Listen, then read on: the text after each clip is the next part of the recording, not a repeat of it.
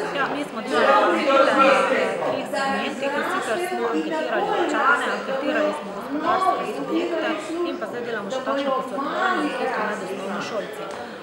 Moram reči, da smo kar uspešni po številu pridobljenih mnenj v primerjavi z drugimi občinami, čeprav glede na to, kakšno število imamo prebivalcev v Mestni občini Celje, koliko imamo gospodarskih subjektov, pa ta številka ni ravno pretirana. Na kratko bi povedala takole. Celjani razmišljajo pač o tem, katera so področja, ki bi bila potrebna razvoja. Nekako to sovpada dejansko z mnenji, ki smo imeli že prej. To so dejansko mikro in mala podjetja, razvoj turizma, poslovnih, logističnih con, potem gre za dejansko razvoj podeželja, nenazadnje zdravstvo, šolstvo, obrtništvo in tako naprej.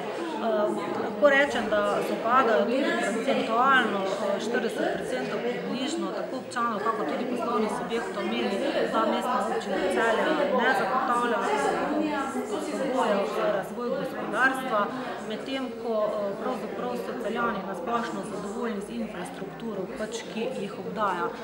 Vsi se strinjajo, tako občani, kako tudi podjetja in samostojni podjetniki, posamezniki, da bi bilo potrebno subvencionirati tudi z nivoja občinskega proračuna, se pravi od začetnih investicij, ustvarjanja novih delovnih mest, komunalni prispevek, nakup novih zemljišč, vendar pa s poudarkom na tem, da so potrebna jasna merila, kriteriji in seveda tudi mehanizmi za vračilo.